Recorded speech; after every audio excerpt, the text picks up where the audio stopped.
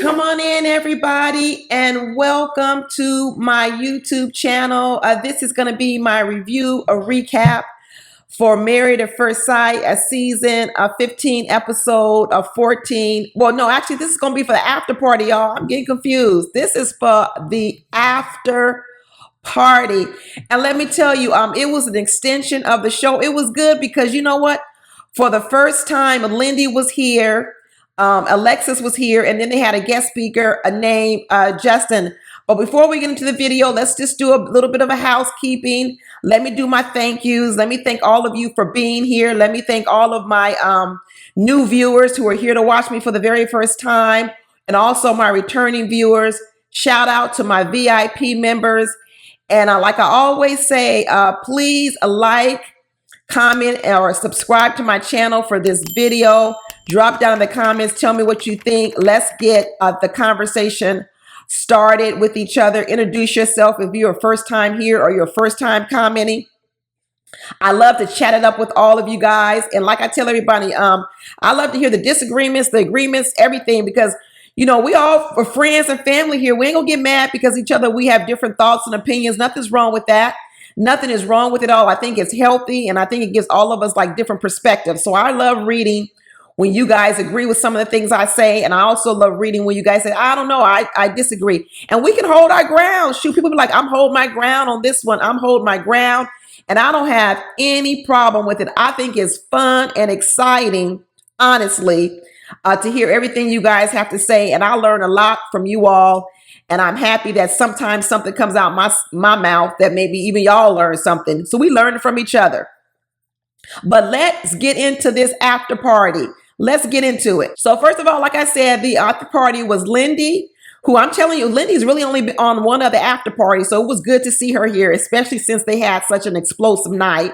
So Lindy was here, Alexis was here, and then the third wheel this time was a gentleman named Justin Pot of some type of relationship. He was considered, I think what they called him a personal growth guru. And you know what? Actually, his comments were pretty good. I enjoyed the male energy on the show. It was nice to get a male perspective. Most of the time, the third wheel ends up being a female. So actually, it was good to get a little bit of a male perspective as the third wheel on the after party this time. But I think my favorite person for the after party is kind of like a past cast member, especially one that's still married. I like it when they bring a MAFS alumni and that MAFS alumni is still married. I like their perspective. I think their perspective is unique. And I typically like that. But anyway, the drink of the night was called a picture, a not so perfect. Because we know that prom was not so perfect. And that picture Lindy wanted to get taken of her wasn't a perfect moment either. So the drink was vodka, grape juice, cranberry juice, and lime. So it was picture, not so perfect drink. That's what they was drinking for the after party. So they got it popping real fast. They went straight to the clip of when Justin is explaining about how they consummate their marriage and how he was happy with their lovemaking session, and that he was happy that they waited, and that he didn't consider having sex. He considered it making love. And so they showed that clip, and then Alexis got to respond to that clip. And so what did Alexis say when she was responding? She was like, oh, you see how lustful I was? See how romantic I was? See there, right there? I don't know if y'all have watched my video of Alexis, my regular video, but y'all need to watch it because I'm telling you, like I said, we all know that Alexis likes to clown Justin all the time because part of it is she's in competition with Justin. She always wants to be seen as the better person. And as you start listening to me in this after party video, you will see plenty of times when both Keisha Pulliam and this podcaster, Justin, is trying to get her to see the positive, but she can't. Because she always got to elevate herself over Justin. Almost every one of her comments is to elevate herself over Justin. And let me tell you one thing she didn't do in this whole after party. She mentioned nothing about the fact that so supposedly the interlude, the sexual interlude or the consummating the marriage was short and brief in a few seconds. The way she lied to Stasha and saying that it was quick. None of that. She mentioned none of it. That's why I'm telling you in that moment, in that moment, Alexis was lying to Stasha because she didn't mention it to Justin in his face, and she doesn't even mention it here on the after party. That's what I'm telling you about. She lied in that moment to Stasha because she was afraid that Justin didn't pump her up enough, and she was trying to save face. And what she does is she puts Justin down so she could look better. But she didn't mention it nowhere on the after party. In fact, she said quite the opposite. But I'm going to get to it. Hang in with it. Hang in there with me. But yeah, Alexis was talking about she was lustful. And she said she had her playlist. She had her 6-inch heels, like I said. And then she said it was a very intimate moment and she was proud. There you go. So she was proud. Who are you proud of, Alexis? You were proud of yourself, your own performance, or you were proud of your husband? Whatever which way it was, is much different than what she said with Stasha in the kitchen. Now all of a sudden she's talking about she was proud and it was a good moment. But when she was in there in the kitchen, she was talking about what happens when it wasn't a good session. She's full of it. Now she's sitting on here talking about she was proud as if she was the one leading in the bedroom and she was proud of her performance. But let me tell you, Alexis just full of it. She every moment for her to look good, she looks good. She wants herself to look good. So then she started talking about, yeah, this whole sex scene or sex interlude we had was a whole sexual boot camp. Boot camp. So there you go. She said it was a boot camp, which means it wasn't a minute or two. So then, so it sounds like it's more about what Justin said. It was all night long. So then the podcaster says, "Oh, a boot camp. Was you holding? Were you teaching?" And she said, "Yeah, I was teaching. There was a whole syllabus. You see right here. This is what I'm talking about."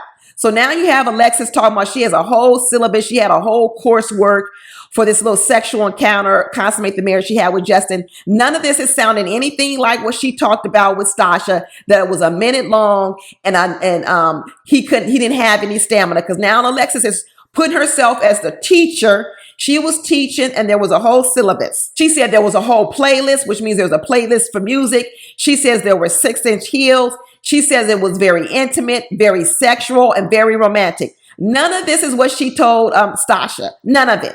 Now, all of a sudden, I believe she's coming out with the truth. This is why I'm telling you what happened was Alexis's world was rocked, not Justin's. Alexis's world was rocked, and she was fishing for compliments from Justin, and she didn't get as much as she wanted. She wanted more compliments. It wasn't enough for him to say that he enjoyed it. She wanted to hear the words from Justin that she was the best he ever had. She wanted to pretend like he was going to be P-whipped. This is what she wanted to hear, but she didn't get any of that. And let me tell you, she was sorely disappointed in that. So then the podcaster guy, Justin, was like, yeah, you know what? He did seem like he had a glow to him afterwards, Alexis. And she was like, yeah, he did have a glow, right? She just glowed. And she just sitting up there. Oh my goodness. You know what? I'm starting to get to a point with Alexis that I'm like, not only is she not fit to be a wife, I'm almost wondering, like, could I be friends with Alexis? Because I can't be friends with a person who just shows up like this all the time. I would be like, I can't trust her. I can't trust her words. I can't trust what she says. I can't trust a lot of things about her. And let me tell you, she exposed so much about herself in this after party. She thought she was doing herself a favor and trying to pump herself up. But let me tell you, she made herself look worse. But let me go on. Let me keep going. So then they switched to Lindy's moment when they were in the bedroom and they had a hot mic, and Lindy's asking Miguel, take my picture. And she said, no, I don't want it like that. I don't want it like that. I don't want a selfie. Do a nicer picture. And then, of course, Miguel gets upset. So they switch to that moment. And it's interesting because what Lindy does is she actually defends Miguel. And she actually defends Miguel on the level of which I was defending Miguel a bit in my video. Listen, I don't think any blow-ups are good. Just like I didn't think last week that Kristen's blow-up was well. Everybody thought that, I didn't think that she should have. I think she took it too far. I said that in my video. I understand you being upset, but I think she took it too far last week. And here you go this week. You find her retracting and dialing that down because she realized that she did blow up too much. And then I don't like the fact that Miguel blew up as much as he did. And then he needed to dial it down and he needed to apologize. But the blow-ups was too much. But what I like to get to is the underlying feeling of why things got so escalated. And like I told you about Kristen last week, that was escalated because of the public embarrassment with her sister and her mother. That's what escalated that fight. And I'm telling you what escalated this whole picture gate. thing with Miguel was the fact that this was a straw that broke the camel's back, because the picture itself wasn't a big deal. But Lindy gave a little bit of context. And this is why I tell you why Miguel blew up. And they didn't do this in the regular episode, so listen real carefully. Lindy said she had kept asking Miguel to take a picture. And what she was saying is Miguel had told her over and over again that he was really tired and he wanted to get some rest. So Miguel, prior to her asking to take the picture, had already told her, I'm so tired. I need to get some rest. He had a hard day at working at the week. He knew that they were going to have to go to dinner and he wanted to lay down. The filming schedule was getting to him. He wanted to get some rest. So in expressing to Lindy that he was tired and he was worn out, this is when she decides, to hell with you being tired, take my picture. Listen to that context. When someone just tells you, I'm tired, I want to lay down, and you disregard that, and all of a sudden now your most important thing is to take a selfie, when you know you're going to have plenty of opportunities to take selfies later or pictures later, and now you want to say to heck with I'm being tired. This is why Miguel blew up. He was tired. And like I said, Lindy is a child. This is no different when you're trying to lay down in your house and get some rest and you tell your children, hey, don't bother me for about 30 minutes because I'm tired and I want to get some rest. For 30 minutes, don't come in my room, don't knock on my door unless you are bleeding. Everybody said that to their child every once in a while. Unless somebody is bleeding or injured, don't knock on my bedroom door. I'm resting. And lo and behold, one of your children, they don't listen to you. And they come knock on that door. And when they knock on that door, you know what you do sometimes? You lose it. You lose it because all they want is a juice box. You lose it over a juice box. And then you know what, you may realize, you know what, I might have been too hard on my child. I go back and sometimes I say, oh, well, mommy lost a little bit. She was tired. I apologize that I lost it. But listen, you got to respect when mommy says she's tired. This is the same thing happened to Miguel. Is it good that he did it? No, it's not good that he did it. But we need to understand what the context was. And Lindy needs to understand what the context was. And in this after party, she actually got it because what she said was, most of the time, it is Miguel holding his tongue and calming her down. This is what she said. She said, most of the time, I'm the one that's a wreck and he's holding me down. As he said, this was the first opportunity for me to hold him down and I failed. Boom. She finally got it. I don't know how long it took her to get it. I don't know how long after this after party is filmed, but she got it. She said, this was my time to show up for Miguel when he was at his wit's end. His fuse was short. His patience was short. And I couldn't toe the load for him. And that's what I talked about. Lindy can't always be the receiver. She can't always be relying on Miguel to be the one to bring the temperature down in the house. And then when he fails, everything blows up. No, she's got to learn to bring the temperature down sometimes too. She's got to take some L's and some losses too. So I like the fact that she brought some context to that. Everybody else didn't know that previous conversation where she said he had asked me, can he be given some time to rest? And she ignored his request. Then they switched back to the award session. They were start talking about who all got awards. And they went over the fact that Alexis got the biggest gossip award. And here come Alexis. Alexis knows how to turn everything around to be a compliment of her and a put down of other people and to be negative. Every single time. So she wasn't too happy that she got voted the best gossip. She wasn't happy at all. And Keisha Knight Pulliam said, well, did you vote for yourself? And she says, no, I didn't vote for that. She goes, I didn't vote for any of the messy awards. Girl, you queen of messy. What do you mean you didn't vote for none of the messy awards, the messy title awards? I know you did. And Lindy was laughing, saying she voted for the most gossip. She said, but I didn't vote for Alexis. She said she actually voted for Justin being the most gossip. But Alexis was saying, everybody forgets that I'm not the most gossipy and I wouldn't be a gossip if Justin hadn't told me the secret. Girl, that's what makes you a gossip. How is she going to turn around and say that she's not a gossiper and the only reason she's a gossiper is because Justin told her the information? Well, that's what makes you a gossiper. What makes you a gossiper is when you get information and you repeat it. We all get information. So what makes us not be a gossiper is not because someone didn't tell us something. It's because we refuse to repeat what someone told us. So right then, Alexis blames being a gossiper on Justin because Justin told her. Should Justin have told her? No. Should Justin have let her hear the over conversation? No. But her repeating it doesn't become Justin's fault. It's your fault. Alexis don't take responsibility for anything. So once again, her being a gossiper is a Justin's fault. But she didn't leave it there, y'all. She kept going. And then she said, well, and to be truthful, you know what? Everybody, I seem to be the one that everybody brings tells all their secrets to. So the truth of the matter is, if I really want to be a gossiper, I could tell a whole lot more, but I don't. Girl, that's not a compliment. That's not a compliment at all. And so the other guy who was on there, his name was, I think his name was Justin too. He was a Justin too. He was saying, well, maybe that's a compliment to you that people confide in you. She said, no, because I really could let a whole lot of other secrets out. Oh my God. Wait till these IGs come open. Wait till IG opens up. Alexis is going to be telling everyone's business on here because she loves to gossip and she loves to tell other things about other people, and so other people can look bad and she can look good. But let me tell you, that would mean that if people are telling you their secrets, Alexis, that means you're the leak. You're a leak. It's almost like when people want to get something out in public, so they send it to TMZ anonymously because they know that TMZ ain't gonna they're not gonna hold a secret. That's what you are. When people want to get something out and people want something to be known, go tell Alexis because she's like the town crier. Then what happens is you don't have to get blamed for leaking the information. Just go tell Alexis and she'll leak it. Either way, Alexis, you look bad. You either a gossiper or a leaker, and either way, it looks bad. But once again, she done spun it around to be about it's other people's problems and not hers.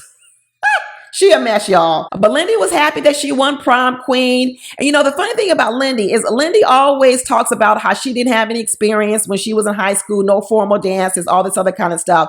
But you notice in this episode when they're like, well, what do you want to do for prom? What were some of the things you want to do you felt you missed out on? And Lindy knew every moment she missed out. Oh, I want to take the picture doing this. I want to do this. She knew every moment. But then when you ask Lindy, you don't know anything about body shots? Oh, I don't know anything about that. And I said way back then, what do you mean, Lindy, you don't know body shots? You've never seen a movie? You've never watched a movie, seen it on TV, anything? No, I don't know anything about that. Lindy acts. Lindy tries to play innocent when she doesn't want to do something and say she doesn't know how to do it. But Lindy has been exposed to a lot. I'm telling you, people, she's been exposed to a lot. She tries to pretend like she was a shelter person, but all of a sudden now she knows everything about the prom. Well, how do you know so much about the prom, Lindy?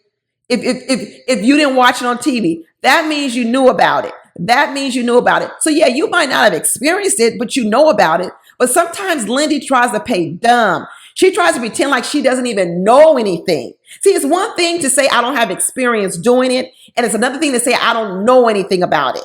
And that's where I don't like what Lindy does. She exaggerates her involvement in situations. So here we go once again, even with that little sex thing she was doing. Listen, she tried to act like she ain't never seen no sex toys before. Lindy's seen sex toys before. She probably has used a few of them.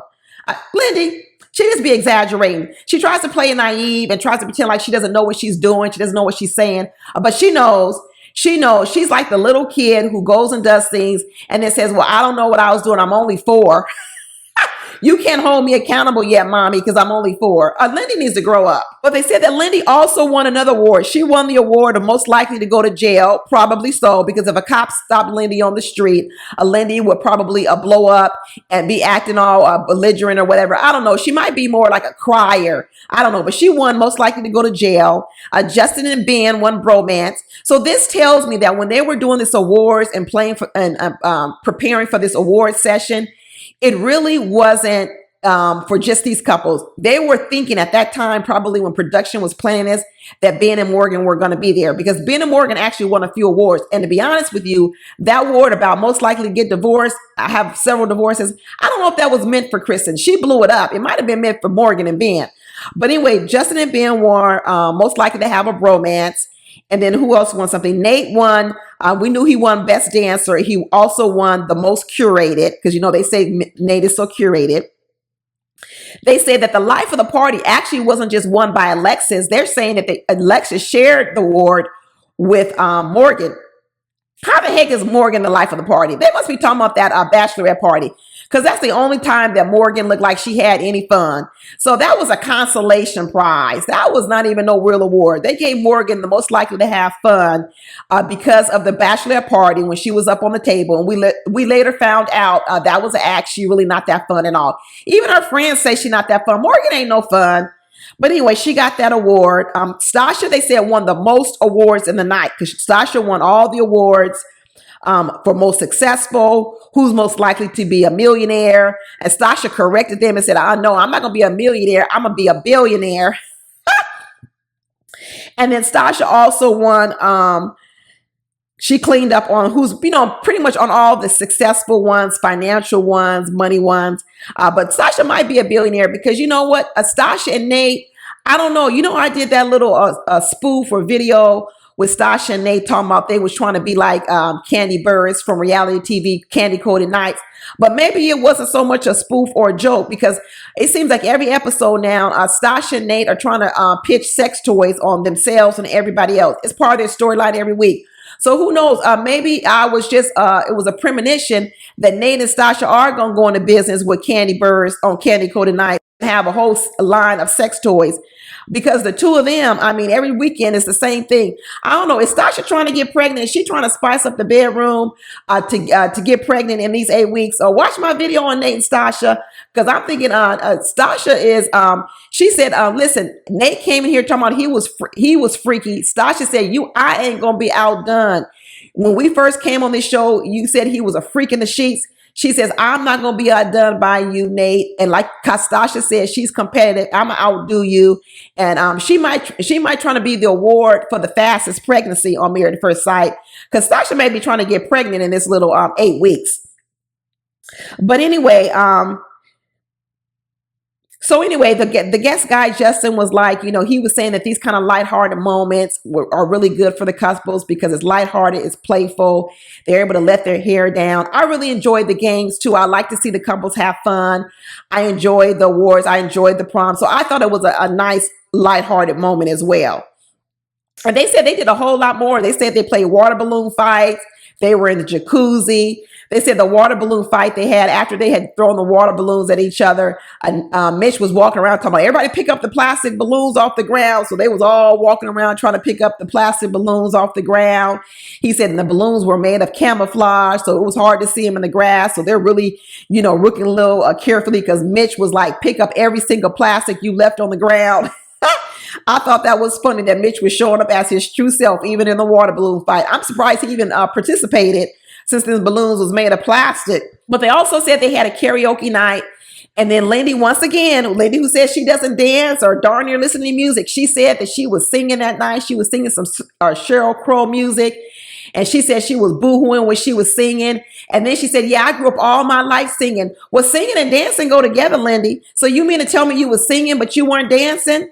Girl, I'm telling you, how could you say all your life you've been singing and doing karaoke and singing songs, but then in the same breath say you never did any dancing? So you sang and you stood still and you sang and nobody else danced and you sang and you never danced? Lindy, I'm telling you, y'all need to stop believing Lindy's stories. She tells these stories to get attention. I'm telling you, she a child. She is a child. But Alexis said Lindy had a good voice. She sings really well and everything. So I guess they had a really good time. There was a lot of scenes they didn't show. Maybe we'll see some of those scenes after, the show ends and how they show unreleased clips or something like that. Because it sounded like they had a really good weekend and they had a lot of fun. And then they showed the scene when Nate and Stasha had brought Lindy and Miguel the sex toys. And Lex was like, dang, that sex toy was wild. It looked like Lindy was about to get an exam. I did think that was funny. It was true. And Lindy was like, yeah, but right after that, they took the toy back. I'm telling you, Stasha and Nate, they probably was getting some free promo like Candy be doing on her show, bringing sex toys to every little Real Housewives of Atlanta event. And Stasha and Nate are cooking up a business idea. I'm telling y'all, be on the lookout because I guarantee you, by the time the show is over, Stasha and Nate, they're going to have a business already up and running and asking you guys to buy their products or do something. I'm telling you, these two is cooking up a business. They're not just on here having getting married and falling in love and having baby. By the time Stasha leaves this show, she going to have been married. She's going to have built that house. she's going to be pregnant, and then she's going to have a business up and going. So then they also start talking about, they went to the scene where Justin and Alexis went to the wine tasting event. And Justin starts talking about, he really hasn't been able to give his all in 8 weeks, which I interpreted as he needed more time. Not that he hasn't given his all. He's saying that he wants her to see more of him, and he felt he hasn't been able to show all of him in 8 weeks, and he pretty much needed more. And then, of course, Alexis comes back and says, well, I don't need to do that because that's not who I am. I'm different from you. Once again, she always got to point out how she's better and different and a better model. And she says, I don't need all that time to see you in every different scenario because I can just see you in a few scenarios and kind of see how you might be in other scenarios. Okay, Alexis, whatever. So he definitely is asking for more time and saying he doesn't think 8 weeks is enough to make such a big decision. And then so she comes back when she's in the after party and she says, she talks about her comment when she says, oh, well, when is enough enough? And Keisha and I pull him and say, well, what did you mean when you said enough is enough? And Alexis says, well, you know what? After a while, how much more information do you need? When is enough enough? How much time do you need? And so she starts saying, there's a disconnect between the two of us. We have two different learning styles. Anytime she says there's a disconnect, what Alexis is saying is, I'm better than you. You're slower than me. The disconnect or the problem is with you. She's not ever talking about how there's something more information she needs. What she's talking about is I'm better than you, I'm different from you, and the disconnect is because I don't understand you because my way is better. That's what she's saying every time she says, oh, well, there's a disconnect. This girl. And she says, she goes, well, there's a disconnect because, I'm the type of person that I give 100% all the time, always upfront. No, you don't, Alexis. You just had sex with your husband. You had decided you didn't even want to have sex with him the whole time. So you just now did it. So you weren't giving 100%. You were holding out for whatever reason you were holding out, which is fine. But we later find out you were the one holding out. It wasn't Justin. He's glad y'all waited. But all of a sudden now you're talking about you've been giving 100%. No, you haven't. You've been 1 foot in and 1 foot out this door for a long time. But she talks about how the reason why Justin needs more time is because he hasn't been giving his 100%. But I give my 100% all the time. This girl, I can barely do this review on her. And Keisha and I Pulim is trying to make her think positively and trying to tell her, well, listen, the way I interpret that with Justin was trying to say he's trying to think long term. He's thinking beyond the 8 weeks. He's trying to go further with it. She tries to change her mindset around to think positively and not say such negative stuff about Justin or the relationship. But as soon as she says that to Keisha and I Pulim, and so does the other guy, he chimes in and says the same thing. That, hey, there's nothing wrong with needing a little bit more than 8 weeks. I don't think that's a negative thing. But here comes Alexis right behind both of them trying to put positive spins on it. And here, what does Alexis come and say? So then what does Alexis say? She says, okay, well, there's a disconnect there too. Like I told you, that's our favorite word to use. Well, there's a disconnect there too, because I think at one time we were both on that page. But now I think the reason why he's there is because he's gotten afraid and he's afraid that I'm going to leave him. See, she loves to put herself in the superior position that she's going to be the one to leave Justin. Oh, he's afraid I'm going to leave him. Okay, okay, Alexis, if that's what he's fearful of, then what do you say and do to make him not so fearful? But you know what she comes right back and says? She says, yeah, but if you see something you don't like and you're not okay with it and it doesn't resonate with you, how long should you stick around and just deal with it? When should you stop accepting it? Well, right there, why would you think that's right there? That comment is why he doesn't feel safe and secure. Because you just said that when you see something, it doesn't resonate with you, don't like it. How long should you just sit around and accept it? When should you call it quits? That's what you're talking about the relationship. So you act like him not feeling safe and secure in the relationship. It's like he's just pulling us out of thin air. But then you walk around and say comments like that. It was like, well, how long should I just sit around and take something that I'm not happy with? This girl, oh my goodness, I just can't with her anymore. I just can't. So anyway, they go back to the second photo gate of Lindy and Miguel, the one this time where they're outside. And Lindy irritates me too because she tries to act like, oh, well, that's okay, Miguel. You don't need to take my pictures. I'll ask this other producer over here to take it. And Miguel's like, what are you talking about? I'm right here. I could take the picture for you. And she's like, well, I don't want to make you upset. And Lindy trivializes it and says, well, you don't understand the difference between asking me to take a picture now and in this moment when I'm standing right next to you and the difference between asking me to take a picture and get up out of bed when I told you I'm tired, I may have a headache, I want to rest before dinner. You don't know the difference? That's like your child saying, I don't know the difference between asking you for a juice box when you're in bed and sleep versus when you're standing right next to the refrigerator. It's not the same situation. In one situation, you told your child, leave me alone. I'm asleep in the bedroom. I want to get some rest. And the other time, you're standing right next to the refrigerator and they go, well, I didn't want to ask you for a juice box because I thought you might go off for me. You know what? That's ridiculous. And that's what makes Lindy look immature and emotionally unintelligent, because she actually thinks the two scenarios are the same. They're not the same. Then they start talking about, well, I think Miguel is just scared. He's fearful. You know what he's scared of? He's scared that he's going to have to live a life of always having to walk on eggshells and look at her emotions before his own. That's what he's afraid of. He is afraid. He's afraid of, can I do this? Can I always put my feelings on the back burner so her feelings could live?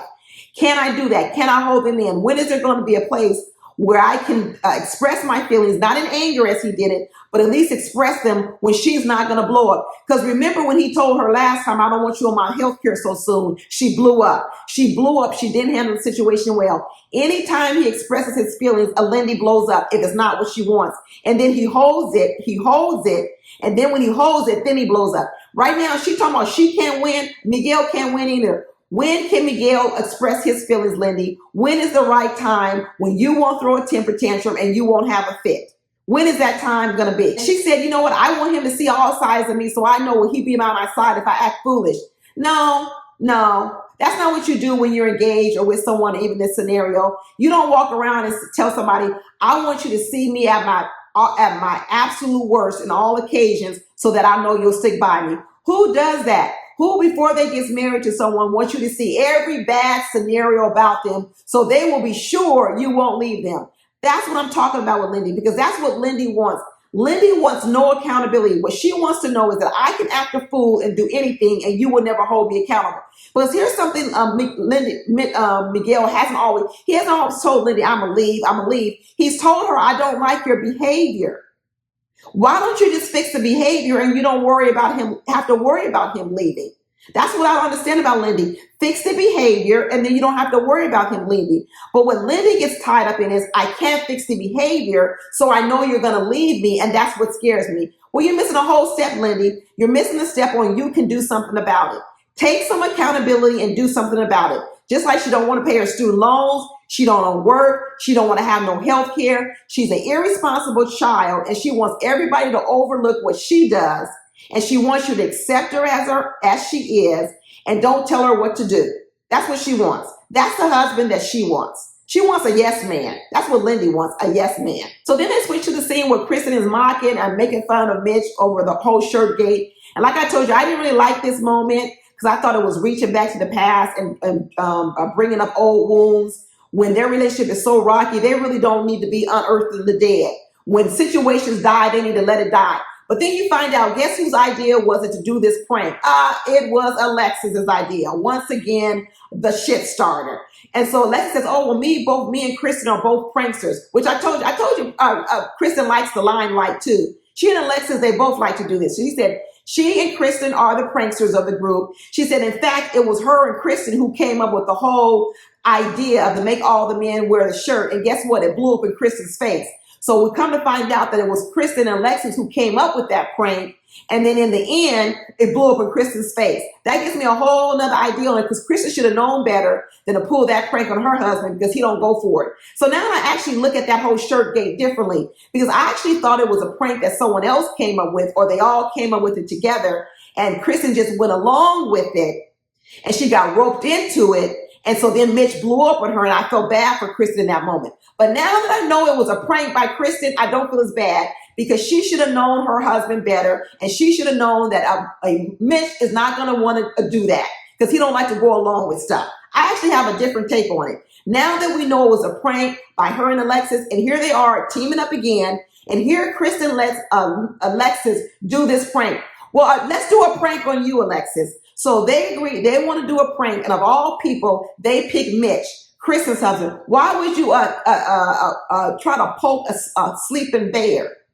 Mitch is a bear. You don't want to awake a sleeping bear, because when he comes out for hibernation, he could really attack you, Kristen. And I don't understand why you would want to do this. I didn't really understand it at all. I'm happy it went over well, but now that I know it was a prank by Kristen, I'm telling you, I have this thing about Kristen.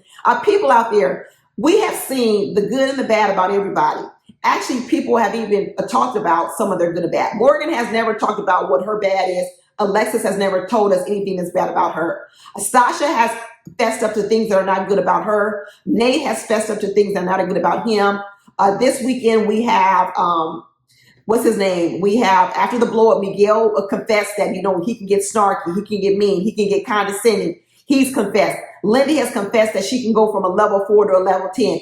Everybody has confessed to what their bad parts are. I want to hear from you people. What is the confession of Kristen about her bad parts? Have I missed it? Has Kristen told us what her bad parts are? Or has Kristen spent all her time highlighting Mitch's bad parts? This is what I want y'all to tell me if I'm missing something. Tell me a time when Kristen has talked about her bad parts. She hasn't. She hasn't, because what Kristen wants to be is the best wife possible, the favorite wife. And even on this show, Keisha and I said, was Mitch mad over that prank that Kristen was doing? And Lindy was like, at first I was worried about Mitch. I didn't know how he would react, because there was a moment when he was sitting over in the corner, but then he looked like he was all to himself. But then after a while, he got really into it. He started enjoying it. He said he was turned on by his wife for doing it. So I was telling Kristen, go ahead. And she said Kristen was really good. Kristen was checking in with him every single moment, saying, let me know if I'm going too far. Let me know if I'm going too far. What are you talking about? How can you be checking in with a person when you're pranking them or punking them in front of people and they're the butt of your joke? See, I don't agree with that. What do you think Mitch is going to say in that moment? No, you're going too far and get mad. He can't do that. He can't show any anger. He can't snap back at you, because if he does, he's going to look bad. So Kristen is sitting over there saying, hey, you know what? I'm clowning you. I'm pranking you. I'm punking you. But if I'm going too far, let me know. And Lindy said she was checking in with him, and he was saying, no, that's okay. You can keep going. And what did Kristen do? She kept going full steam ahead, because you know what? She was happy to be the center of attention. I'm telling you. Tell me something Kristen has confessed to, which is her problem spot that she needs to work on. She's even blaming Mitch for her low self-esteem. And I'm going to tell you, that's not his problem, because that was a problem she had before she got here. Tell me, people, if I'm wrong, tell me what she's confessed to. And so Lindy's over here praising Kristen, and so is Keisha and I. Police said, Kristen has put up with so much. Kristen has put up with so much. And Lindy's like, she embodies what a wife is. She's the perfect wife. She's the wife. She is the perfect wife, because that's the way she wants you to look at it. Kristen, I'm telling you, y'all, she is showing you what she wants. I won't be surprised if we start hearing some stuff from Mitch later on. I would not be surprised if some stories start coming out about with Kristen, because one, she doesn't tell the stories, and two, he doesn't tell the stories. But I can tell you, everybody got problems. Everybody got red flags. Everybody got things about them that doesn't work well with other people. And it's surprisingly that we haven't heard none about Kristen. I told you it was surprising about Lindy Miguel, and we're seeing them. And I'm telling you, it's going to be surprisingly if we don't hear some things about Kristen that what makes you guys say there's a red flag. I already know what a red flags are. I already know what a red flags are. But Alexis was saying that, Kristen said she wanted the perfect husband and she wanted all her boxes checking. Boom, there it is. Kristen wants to be perfect and she wants her husband to be perfect. And she said that Kristen is realizing that, you're not going to get all your boxes checked and you're not going to get the perfect person. So that's what Alexis says about Kristen. We hope so. We'll see. I don't know. I don't know if Kristen's going to accept Alexis, because I'm starting to feel like that Kristen has a level of perfection, not only for herself, she also has that level of perfection for, I think, a husband. I think even if it wasn't Mitch, I think Kristen probably might have a problem. I think Kristen has a very high bar for a level of perfection and being the perfect person, that she not only has it with herself, I think she imposes it upon other people as well. And I think Mitch was so far from that he became an easy target for me too. He has so many problems. He's an easy target. But I wonder if he had been a different person, how much of a slide or would Kristen get? I think Mitch has done Kristen a favor, because it's made all of us focus so much on what's wrong with him. We don't start to see this perfectionism and this center of attention thing with Kristen that I think might be a problem there. Kristen is competitive, just like Alexis. Alexis competes with Justin, and I'm telling you, Kristen in her own way competes with Mitch. They were talking about what else have you learned, and they said, you know, they learned all the freakiness about Sasha and Nate. Alexis was jealous. Alexis was jealous over those panties because Alexis was thinking to herself, she wished this was something she did. I'm telling you, she would have loved to have that moment for herself that Sasha had with the buzzing in the panties. That would have been right up Alexis's alley. And in the end, she was jealous of it. She was like, oh, we heard it was freaky, but we had never seen it before. So now we get to see a little bit of it. And let me tell you, Alexis was jealous for the moment because she actually absolutely wished she had thought of that for herself so that she could have had that moment that Sasha had. But Sasha and Nate, they're probably going to come out with some new line of sex toys, something, because they've given it to us every single week. But anyway, that was the after party, y'all. A lot going on. I enjoyed it. I hope you enjoyed this interview, this review. If you did, please like, subscribe, and comment to my channel. And I'll talk to y'all later. Bye.